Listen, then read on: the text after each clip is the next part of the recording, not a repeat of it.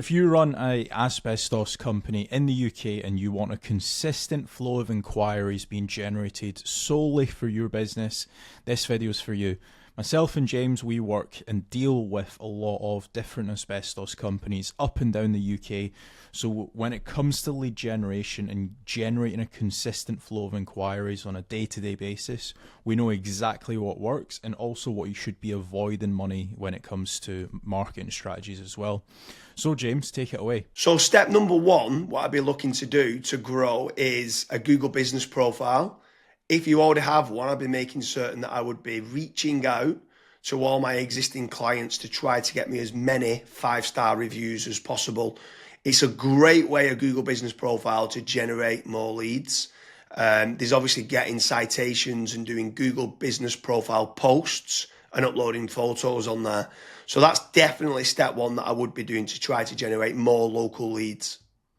So step number two, this is kind of to bolster on to your actual Google business profile, is I would be creating dedicated service pages for each of your individual services as SEO optimized pages on your website. Now, the good thing is when you start doing that, it's also going to help, first of all, rank your actual SEO optimized page, but there's also a more likeliness chance of your Google business profile ranking and showing up for those keywords as well. So you're indirectly going to get more phone calls as well. Yeah, for sure. And if you are looking for more local leads, another option that you could be doing is PPC lead generation. That's pay per click within Google or within Bing, where you're trying to target the bottom of the funnel keywords that can try to generate you some more inquiries. The difficult part to this is you need to make certain you do team up with a good pay-per-click agency, because there is click fraud and there's also needing to build up like a negative keyword list, so it's not people applying for jobs like a careers kind of job. So PPC can work well, but it can, in the wrong hands, you can waste a lot of money, but it's another way of generating local leads. Yeah. And then after that, you've also got like meta ads as well. So like Facebook, Instagram, where the next time when somebody goes on to Facebook, they might be scrolling, they might see your ad. Now, there's a few different ways that you can set up Facebook ads. You've obviously got option A, which is like lead forms, which is like really easy to do. They don't even leave the Facebook platform, like they never click onto your actual website. Now, the issue with lead forms is that the quality might not be great, but you can obviously add more questions in to try and up that quality of the actual lead. Then you've also got conversion ads as well, where that actually gets sent through to your website and then they fill out the contact form to you or on your website as well. So you've got a couple different options there that you can do. Yeah, for sure. And then another way to grow more local leads could be organic social media. So posting regularly on Facebook, on Twitter, on YouTube, on Pinterest, on Instagram. There's lots of different platforms out there that you can be trying to get there. Reddit's quite big nowadays. In Quora, it's quite big. If people have got questions and you can answer it. So organic social media is another great way to be generating more local leads for your business. With organic social media, I would say that it's more of like a volumes game. So you want to try and make certain that you're constantly uploading, whether it's, for example, a daily schedule or a weekly schedule. You might say, okay, I want to try and upload 5 videos a week, and you should just try and stick to that, especially when it comes to like algorithms like YouTube and Twitter and stuff. Yeah, for sure. I mean, what's your thoughts on using any sort of AI agents, if they can try to team up with someone to use like N8N to kind of automate and schedule posts on social media? Like, what's your thoughts on that, of using trying to leverage artificial intelligence? It's all the rage nowadays for trying to generate more leads. Would you try to team up with like an AI consultant to set that up? Yeah, so I mean, you can definitely go down that route where you're setting up AI agents to potentially crop up some videos and auto-publish to YouTube, Facebook, Twitter and stuff. But another thing that I would also be focusing on is AI search. So a lot of people have started to kind of move away from Google. Not everyone, because there's billions of people still using it every single day, but there are slowly people starting to search in engines such as like ChatGPT, Gemini, Claude, Grok. And if your brand isn't actually showing up in any of those, you will have a little bit of an issue showing up and get generating leads on those search engines as well. So that's another thing that I would be focusing on as a company. Yeah, and also if you're looking for more business leads in the local area, something else that I would definitely be looking to do is team up with some of the tradespeople websites. So you've got certain ones like Checker Trade, you've got Bark, you've got Builder Builder, you've got Trust the Trader, you've got Rated People. All these different platforms can generate you more local leads.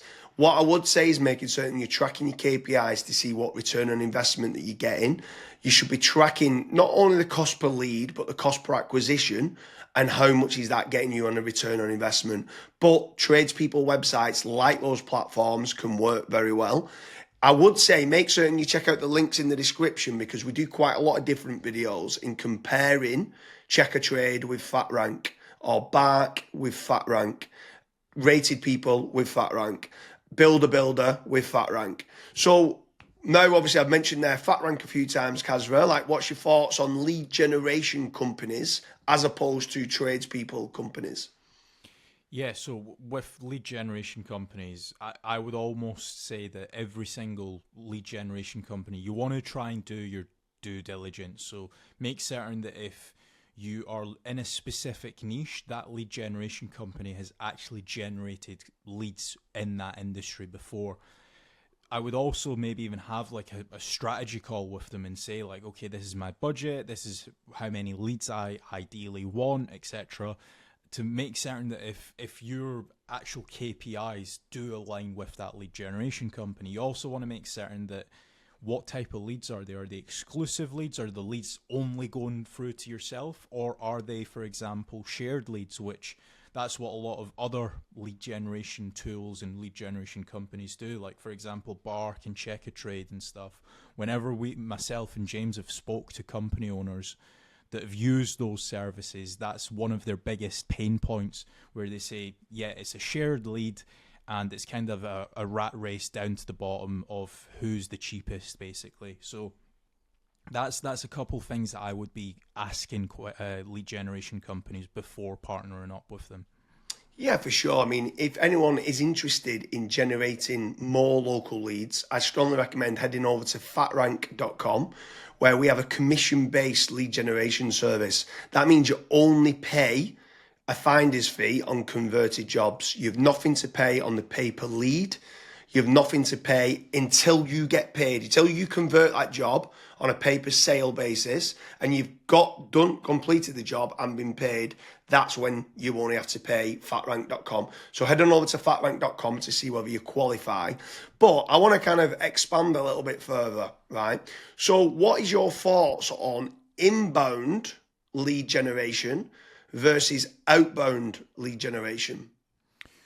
So I always prefer inbound. The conversion rate of not just getting the lead, but the lead actually converting into a paying customer, into money coming into your business bank account is a lot higher. The last stat that I saw for that was something like 16.1% end up converting into a paying customer, as opposed to 1.4% when it's a outbound lead. Yeah, that's So pretty crazy. That's like a 12,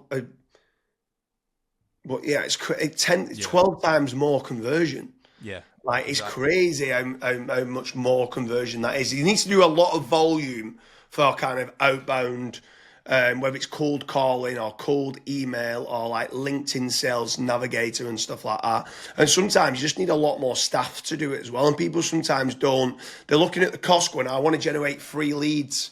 And they're like they think they're generating free leads, but they still cost of like the email sending, still cost of then the sales team try to convert them and stuff like that. So yeah, I completely agree with you that inbound leads is so much better than kind of outbound leads. But when what's your thoughts then on some people ask the question that come through that want local leads and then they talk about are these real-time leads? Like, is real-time leads very important to get? So as soon as they inquire, it comes through to you straight away.